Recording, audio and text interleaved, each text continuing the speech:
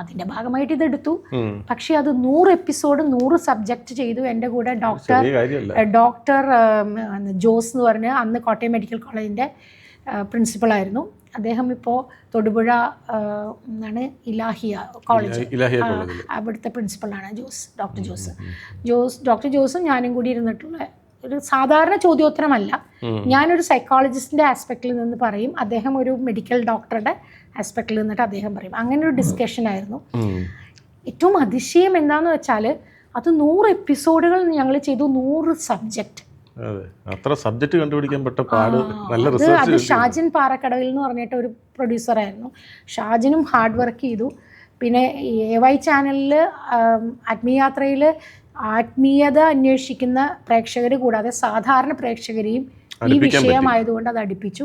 ഏറ്റവും വലിയ കാര്യം, ആ വർഷം 2015 state award for best anchoring educational programme state അവാർഡും എനിക്ക് ഈ പ്രോഗ്രാമിനാണ് വന്നത്.